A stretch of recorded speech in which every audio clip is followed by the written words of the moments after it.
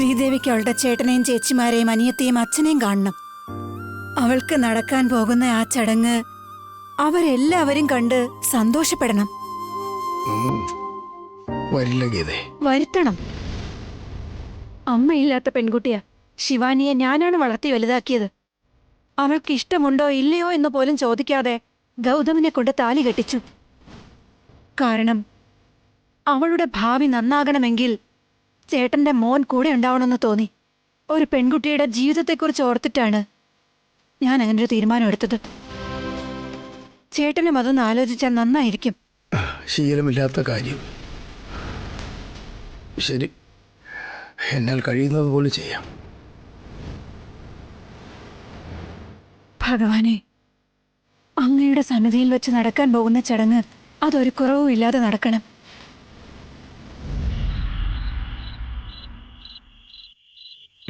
വന്നേ വന്നേ, പെട്ടെന്ന് വിളമ്പാൻ നോക്ക്.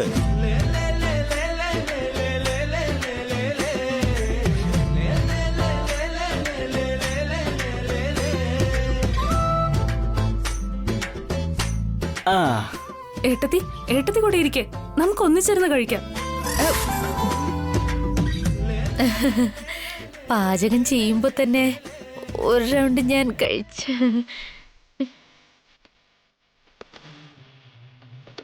അച്ഛനും കൂടി ഭക്ഷണം കഴിക്കാൻ വന്നിരുന്നെങ്കിൽ അദ്ദേഹത്തിനും കൂടി കഴിക്കായിരുന്നു. ചെറിയ കഴിക്കുന്നതിനെ കാട്ടി കുടിക്കുന്നതാണ് കൂടുതൽ. നിനക്ക് വിശക്കുന്നു പറഞ്ഞിട്ട് എന്റെ സംസാരത്തിന് ഒരു കുറവുമില്ലല്ലോ. പാചകം ചെയ്ത് കഴിഞ്ഞാൽ പിന്നെ വിളമ്പണ്ടേ? അതിനിടയിൽ ഇത്തിരി സംസാരിച്ച എന്താ കുഴപ്പം? ആദ്യം ചേട്ടന് തന്നെ തരാം. അവിടെ ഇരിക്കെ. വിളമ്പിക്കോ.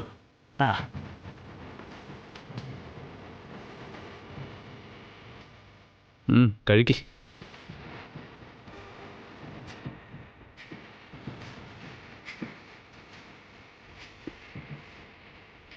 നന്ദേട്ടാ, ആഹാരം കഴിക്കുന്നതിന് മുന്നേ തൊട്ട് പ്രാർത്ഥിക്കുന്നില്ലേ? എന്ത് തൊട്ടുകൂട്ടാൻ? തൊട്ടുകൂട്ടാനല്ല, തൊട്ട് പ്രാർത്ഥിക്കാൻ. ഭക്ഷണം കഴിക്കുന്നതിന് മുമ്പ് ഏട്ടൻ അന്നപൂർണേശ്വരിയോട് പ്രാർത്ഥിക്കാറുണ്ടല്ലോ, അതാ. എനിക്ക് അങ്ങനത്തെ ശീലങ്ങളൊന്നും ഇല്ലെന്നേ. വയറ് നിറങ്ങിയാ മതി. വയറാണ് കൈലാസം.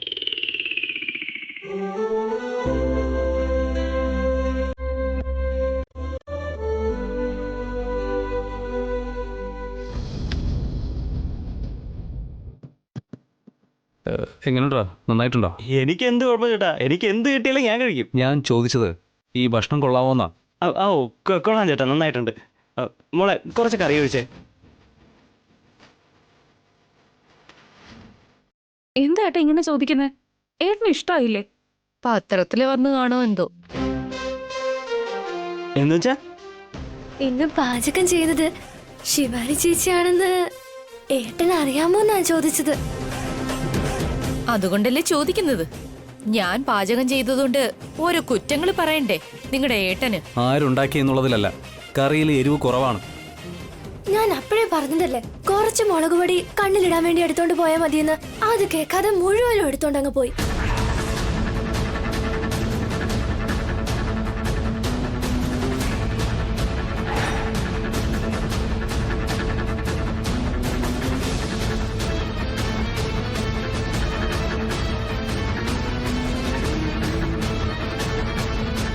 എല്ലാ സത്യങ്ങളും വിളിച്ചു പറഞ്ഞല്ലോ ദുർഗേ.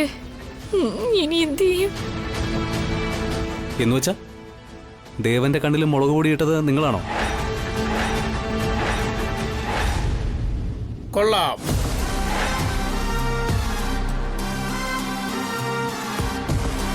മുളക് പൊടി അവന്റെ കണ്ണിലല്ല, അവന്റെ വായിലേക്ക് എറിഞ്ഞു കൊടുത്തിരുന്നെങ്കിൽ വേണ്ടാത്ത വർത്താനം പറച്ചിലവൻ നിർത്തിയേനെ. ഒന്നും മിണ്ടാതിരിക്കച്ച. എങ്ങനെയാ മോളെ മിണ്ടാതിരിക്കുന്നേ? നിങ്ങൾ ചെയ്ത കാര്യത്തിന് ഈ അച്ഛൻ വളരെ അഭിമാനിക്കുന്നു. ചേട്ടൻ നമ്മളോട് ദേഷ്യപ്പെട്ടോണ്ടിരിക്കുക. അച്ഛൻ വന്ന് ഞങ്ങളിങ്ങനെ പൊഴുത്തുന്നതിന്റെ എന്തെങ്കിലും ആവശ്യമുണ്ടോ? എന്നുവെച്ചാ ആണുങ്ങളെ പോലെ ഡ്രസ് ചെയ്തിട്ട് ആ പോലീസുകാരനെ പാഠം പഠിപ്പിക്കണമെന്ന് വിചാരിച്ചല്ലേ? എന്തു വലിയ കാര്യം നിങ്ങൾ ചെയ്തേക്കുന്നേ? ഏയ് നന്ദു, മിണ്ടാതെ കഴിച്ചോ. ഞങ്ങൾ പറയുന്നതും കേട്ടോളണം, മനസ്സിലായോ? ശരി ചേച്ചി, ശരി. ആരും ചെയ്യാത്തതാ നിങ്ങൾ ചെയ്തിരിക്കുന്നേ. പക്ഷെ ഒരു കാര്യം, മുളക് പൊടി എറിഞ്ഞത് നിങ്ങളാണെന്ന് ആ ദേവൻ അറിയാൻ പാടില്ല. അവൻ അറിഞ്ഞാൽ പാമ്പിനെ പോലെ അവൻ പകയോടെ കാത്തിരിക്കും. അതൊക്കെ പോട്ടെ അച്ഛാ. അച്ഛൻ അധികം കഴിക്കാനായിട്ടിരിക്കെ, ഞാൻ വിളമ്പിത്തരാം. ആ ദേവന് നിങ്ങൾ ശരിക്ക് കൊടുത്തു എന്ന് അറിഞ്ഞപ്പോ തന്നെ എന്റെ വയറ് നന്നായിട്ട് നിറഞ്ഞു. അയ്യോ അച്ഛ, ഏട്ടന്റെ മുന്നേ വെച്ച് എന്നെ ഇതൊക്കെ പറയണോ? ഞാൻ ഇനി ഒരുപാട് സംസാരിക്കണമെന്ന് വിചാരിച്ചതാ.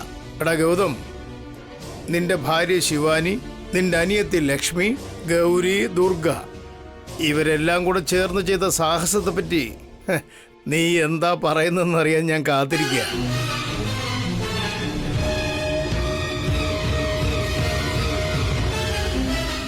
കറിയിൽ വേണമെങ്കിൽ എരിവ് കുറച്ചിരിക്കാം. പക്ഷെ നിങ്ങൾ ചെയ്ത കാര്യം കേട്ടിട്ട് ഗൗതമേട്ടനെ ദേഷ്യം കൂടിക്കൊണ്ടിരിക്കുക.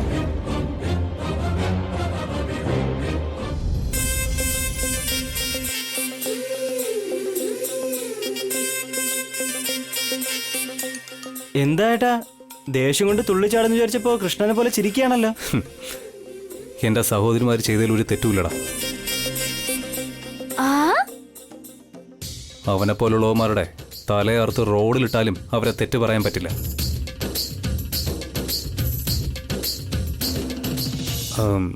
അച്ഛൻ പറഞ്ഞതുപോലെ നിങ്ങളൊന്ന് ശ്രദ്ധിച്ചോളണം. നിങ്ങളാണ് ഇതിൻ്റെ പിന്നിലെന്ന് അറിഞ്ഞു കഴിഞ്ഞാൽ ഒന്നും ചെയ്യാതെ അവൻ വെറുതെ ഇരിക്കുമെന്ന് വിചാരിക്കണ്ട. ചേട്ടനിരിക്കുന്നോണ്ട് അനിയത്തിമാരുടെ മേലിൽ ദൃഷ്ടി പോലും പെടില്ല. അല്ല, അതൊക്കെ പോട്ടെ. ദേവൻ അവൻ്റെ റിവോൾവർ കാണാനില്ലെന്ന് പറഞ്ഞ് നമ്മളോട് ചോദിക്കുന്നുണ്ടായിരുന്നല്ലോ. അതിനി നിങ്ങളാരെങ്കിലും എടുത്തോ?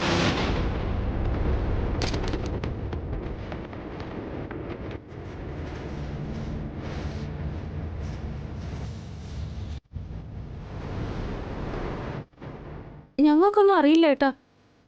അതുകൊണ്ട് ഞങ്ങൾക്കെന്ത് ഉപയോഗ? അവനത് എവിടെ കളഞ്ഞോ എന്തോ. ഒരു പോലീസുകാരൻ തന്നെ പോലീസ് സ്റ്റേഷനിൽ പോയി കംപ്ലൈന്റ് കൊടുക്കേണ്ട അവസ്ഥയായി. കൊടുത്താ അവന്റെ ജോലി തന്നെ കൈവിട്ടു പോകും. പോണെങ്കിൽ പോട്ടെ, ആ റിവോൾവറും കിട്ടാൻ പാടില്ല. ഞാനാ അടുത്തെന്ന് പറഞ്ഞാലോ? അയ്യോ വേണ്ട, ഇത്രയും നാൾ എന്തിനാ മറിച്ചു വെച്ചെന്ന് ചോദിച്ച് ഏട്ടൻ എന്നോട് ദേഷ്യപ്പെടും. നല്ല സമയം നോക്കി അതെങ്ങോട്ടെങ്കിലും വലിച്ചെറിയണം. ഗൗതം, ഞാനൊരു സ്വപ്നം കണ്ടു മോനെ. നിങ്ങളതിന് എപ്പോഴാ ഉറങ്ങുന്നേ സ്വപ്നം കാണാനായിട്ട്? എപ്പോഴും കുടിച്ചോണ്ടല്ലേ നടക്കുന്നേ? എന്താടാ കുടിച്ചാല് ഉറക്കം വരില്ല എനിക്ക്? ഇപ്പൊ ഞാൻ കുടിച്ചിട്ടാണോ നിൽക്കുന്നേ? ഇല്ലല്ലോ. ഇങ്ങനെ ഇരിക്കച്ച, അതാ നല്ലത്. ഇനി നമ്മുടെ ജീവിതം വലിയ അത്ഭുതമായിരിക്കും. സ്വപ്നത്തില് ഞാൻ ദൈവത്തെ കണ്ടു. നാളെ രാവിലെ എല്ലാവരും കൂടെ ചേർന്ന് ക്ഷേത്രത്തിൽ വന്ന് എന്റെ പേരിൽ അർച്ചന നടത്തി മാല പൂജിച്ചിടണമെന്ന് ദൈവം പറഞ്ഞു മക്കളെ. ദൈവോ? അതേടാ, നോക്ക്, എല്ലാരും രാവിലെ റെഡിയാവണം, ക്ഷേത്രത്തിൽ പോകാനുള്ളതാ. അച്ഛന്റെ മകനൊന്നും പറയുന്നില്ലല്ലോ. അവൻ എന്തിനാ മോളെ വേണ്ടെന്ന് പറയുന്നേ? പൂജയും ആചാരങ്ങളും ഒക്കെ എന്റെ മകൻ നല്ലതുപോലെ ചെയ്യും. നാളെ തന്നെ ക്ഷേത്രത്തിൽ പോകണമെന്നുണ്ടോ? നമുക്ക് പിന്നീടൊരു ദിവസം അതാവാലോ. നാളെയല്ലേ അത് വരുന്നേ? എന്ത് വരുന്നത് അച്ഛാ? അത് മോളെ, ഈ അശ്വതി നക്ഷത്രം നാളെയാണ്. ജോത്സ്യര് നല്ലതെന്നാ പറഞ്ഞത്.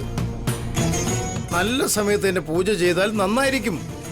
പിന്നെ രാഹുകാലം വരും, യമകണ്ഠകാലം വരും, അതിനു മുമ്പ് തന്നെ പൂജ ചെയ്യണം.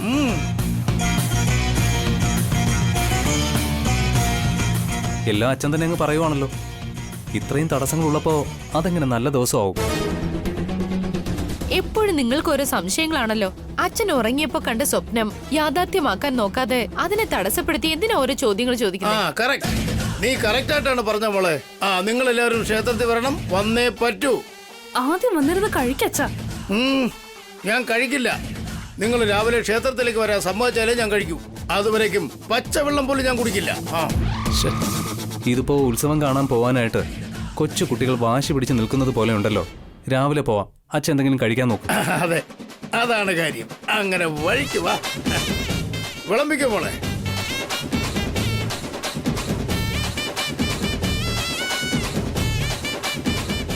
രസത്തിലെ എരിവ് കുറവാ ചെറിയച്ച. കുറച്ച് മുളകാട്ട് എന്തിനാ മോളെ രസത്തിലിട്ടത്? അതുകൂടി ആ ദേവന്റെ കണ്ണിലേക്ക് എറിഞ്ഞു കൊടുത്തിരുന്നെങ്കിൽ വളരെ നന്നായനെ.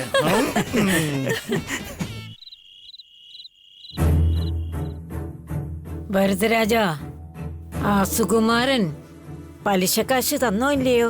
നാളെ രാവിലെ തരാമെന്ന് പറഞ്ഞമ്മേ. അമ്മായി, ഇതാ വെള്ളം. അമ്മായി പാല് കൊണ്ടുവരട്ടെ?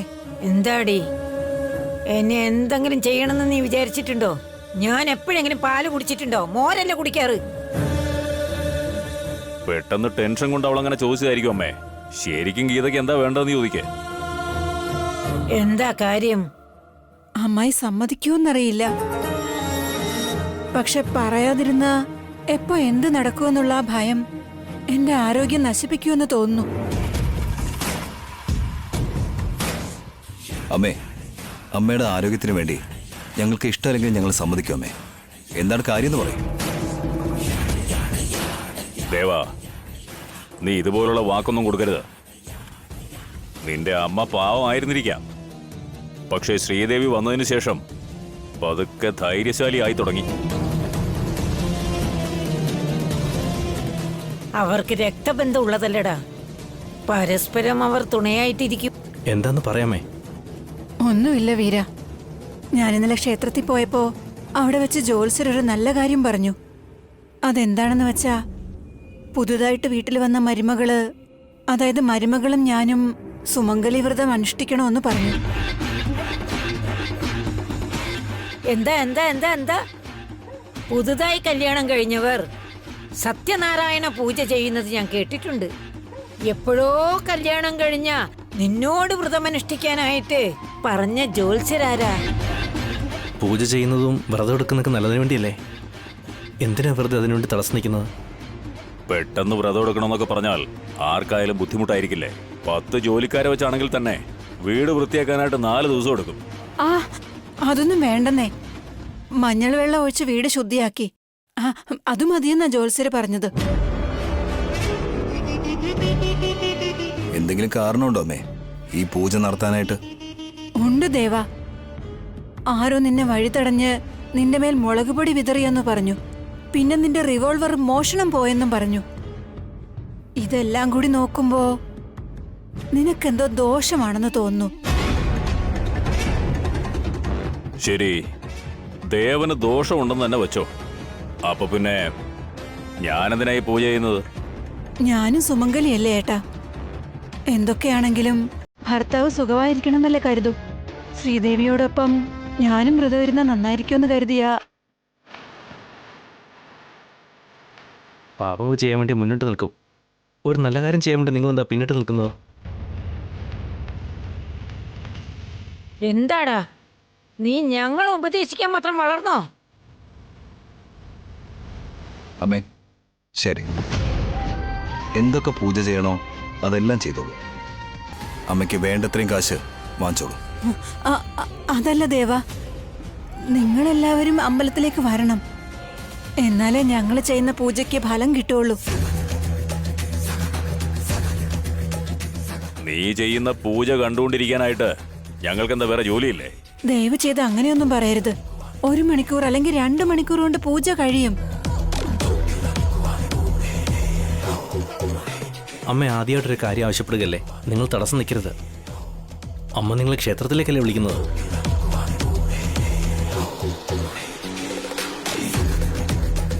ശരി ശരി വിട്, നടക്കട്ടെ. എന്റെ മകൻ 100 വയസ്സ് വരെ സുഖമായി ജീവിക്കണം. ഈ വീട്ടിലെ സ്ത്രീകളെല്ലാവരും സുമംഗലികളാവണം. നിനക്ക് മനസ്സിലായോ? മനസ്സിലായ അമ്മായി.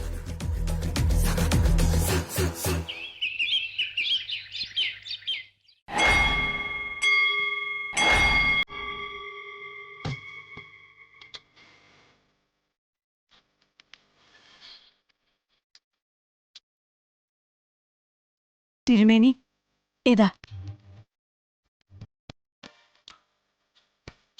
അമ്മേ, പെണ്ണിനെ കൂട്ടിക്കൊണ്ടുപോയി ദേവിയെ തൊഴുതിട്ട് ഇവിടേക്ക് വരിക. ആ ശരി, വരൂ ശ്രീദേവി.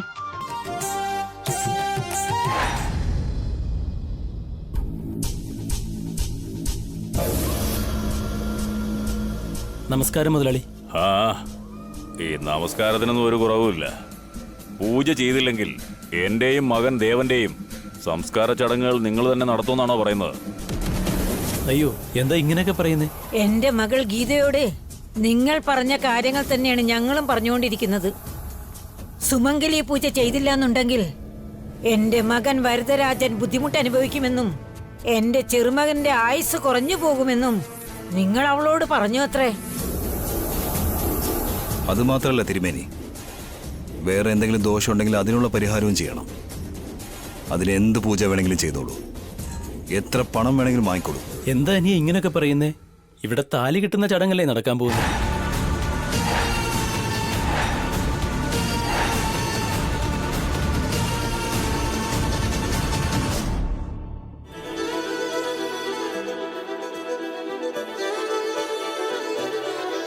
ക്ഷേത്രത്തിൽ വെച്ച് യാതൊരു തടസ്സങ്ങളും പ്രശ്നങ്ങളും ഉണ്ടാകാതെ നോക്കണേ ഭഗവാനെ.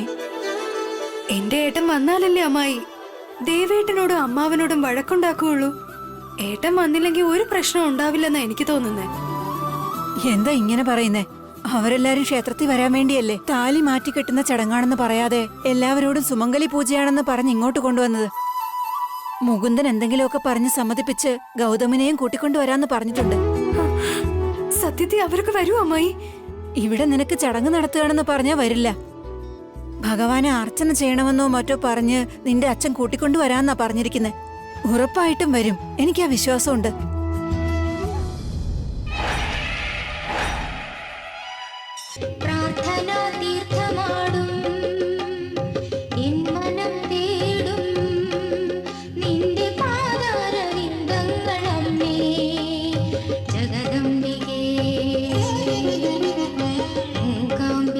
എന്താ ഇത്? ഗൗതമേട്ടൻ കുടുംബമായിട്ട് വരുന്നുണ്ടല്ലോ. ഈ ചടങ്ങിനുകൊണ്ട് ക്ഷണിച്ച് കാണില്ലല്ലോ. എന്ത് നടക്കുമെന്തോ. എന്തായാലും പോയി അമ്മയോട് പറയാം. മോളെ ലക്ഷ്മി, നിനക്ക് വേഗം വിവാഹം നടക്കാൻ വേണ്ടി മരത്തിൽ നേർച്ച കിട്ടും മോളെ. ആ ശരി അച്ഛാ. എടാ ഗൗതം, എന്തിനാ എങ്ങനെ നോക്കുന്നേ? നിങ്ങൾ രണ്ടുപേരും നന്നായിട്ട് ജീവിക്കണമെന്ന് ദൈവത്തോട് പ്രാർത്ഥിക്കുക. നിങ്ങൾക്ക് വേണ്ടി കൂടെ നേർച്ച കെട്ടണം. അത് കെട്ടാനായിട്ട് തേങ്ങ വാങ്ങിക്കൊണ്ടുവാ. ലക്ഷ്മി കെട്ടിയാൽ മതിയല്ലോ അല്ലേ അച്ഛാ? ഒരാള് മാത്രം കെട്ടിയാ പോരടാ. നീ പോയി വാങ്ങിക്കൊണ്ടുവാ. പോയിട്ട് വാടാ.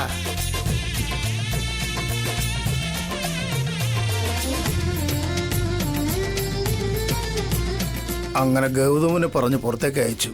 ഇനി എന്റെ സഹോദരി ഗീതയെ കണ്ട് ഈ ചടങ്ങ് എത്രയും പെട്ടെന്ന് തീർക്കണം. ഗൗതമിന്റെ കൈകൊണ്ട് എങ്ങനെയെങ്കിലും ശ്രീദേവിയെ ആശീർവദിപ്പിക്കണം. എന്താ ഒരു വല്ലായ്മ പോലെ? അതൊന്നുമില്ല മോളെ, ഇല്ല. ഇന്നച്ഛൻ കുടിച്ചിട്ടില്ലല്ലോ, അതിൻ്റെതാ ഒരു വല്ലായ്മ.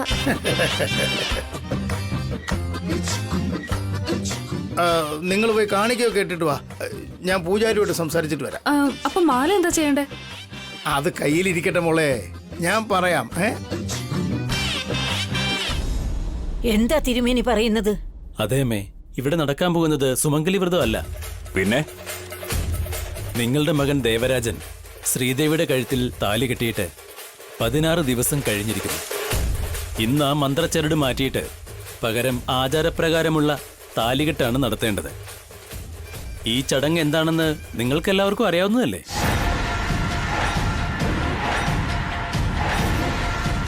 അപ്പോ ഞങ്ങൾക്കെന്തോ ദോഷമുണ്ടെന്ന് അമ്മ പറഞ്ഞല്ലോ. നീയൊന്നും മിണ്ടാതിരിക്കടാ. ഗീത നമ്മളോട് വെറുതെ പറഞ്ഞതാ. എന്തായാലും ചടങ്ങ് നടക്കട്ടെ. തിരുമേനി, നിങ്ങൾ തുടങ്ങിക്കോളൂ. ഗീത കള്ളം പറഞ്ഞിട്ട് നമ്മളെവിടെ കൂട്ടിക്കൊണ്ടുവന്നിരിക്കുകയാണമ്മേ. അതേടെ വരദരാജ, ഒരു ദോഷവുമില്ല, ഒരു മണ്ണാങ്കട്ടിയില്ല.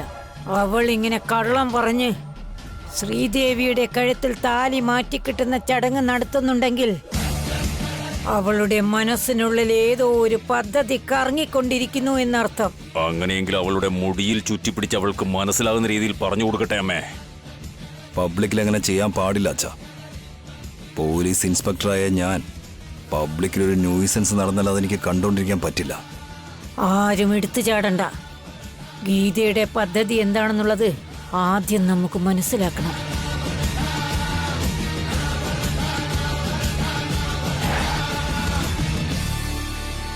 ഇതാ പൂജാരി കൊണ്ടുവന്നിട്ടുണ്ട്. നിങ്ങളുടെ അമ്മയെയും സഹോദരിയെയും വിളിക്കൂ മോനെ. ശരി പൂജാരി. സത്യമറിഞ്ഞതിന് ശേഷവും ഒന്നും മിണ്ടാതിരിക്കണമെങ്കിൽ വളരെ ബുദ്ധിമുട്ടുള്ള കാര്യമാണമ്മേ. ക്ഷമ വേണം മോനെ. എന്നാലേ നമുക്ക് ആരൊക്കെ എത്രത്തോളം ദൂരം പോകുന്നു എന്നറിയാൻ പറ്റൂ. നമുക്ക് നോക്കാം ഇനി അങ്ങോട്ട് എന്തൊക്കെയാണ് നടക്കാൻ പോകുന്നതെന്ന്. ഗീതകുമാരിയുടെ ഉദ്ദേശം എന്താണെന്ന് നമുക്ക് മനസ്സിലാക്കാം. മുത്തശ്ശി പറഞ്ഞത് കറക്റ്റാണ് അച്ഛാ. അമ്മയുടെ ഉദ്ദേശം എന്താണെന്ന് അറിഞ്ഞതിന് ശേഷം നമുക്ക് അടുത്ത സ്റ്റെപ്പ് വയ്ക്കാം. ശരി. അമ്മേ, പൂജാരി വിളിക്കുന്നുണ്ട്. ആ വരുന്നു. വേറൊരു കാര്യമുണ്ട്. അമ്പലത്തിലേക്ക് ഗൗതമേട്ടൻ വന്നിട്ടുണ്ട്. അമ്മായി, ഞാൻ പറഞ്ഞില്ലേ ശ്രീദേവി, നിന്റെ ചേട്ടൻ വന്നിട്ടുണ്ടെന്ന്. എത്ര നാളായെന്നറിയോ അമ്മായി ഏട്ടനൊന്ന് കണ്ടിട്ട്. ഏട്ടൻ എവിടെയുള്ളേ? ലക്ഷ്മി ചേച്ചിയും ഗൗരി ചേച്ചിയും ദുർഗ എല്ലാവരും വന്നിട്ടുണ്ടോ? അമ്മാവനും എത്തിയിട്ടുണ്ട്. പുറത്ത് നിൽക്കുന്നുണ്ട്. ഞാൻ പോയി അവരെ ഒന്ന് കണ്ടിട്ട് വരാം അമ്മായി. എന്നോട് ക്ഷമിക്കാൻ പറഞ്ഞ ഏട്ടന്റെ കാലിൽ തന്നെ ഞാൻ വീഴാം. ശ്രീദേവി, ഇപ്പൊ പോകണ്ട മോളെ. തിരുമേനി വരാൻ പറഞ്ഞിരിക്കുക. താമസിച്ചു ചെന്നാ നിന്റെ അമ്മാവന് നമ്മളെ സംശയം തോന്നും. ആദ്യം ചടങ്ങ് നടക്കട്ടെ, എന്നിട്ട് ഞാൻ ആംഗ്യം കാണിക്കാം. അപ്പൊ പോയാ മതി.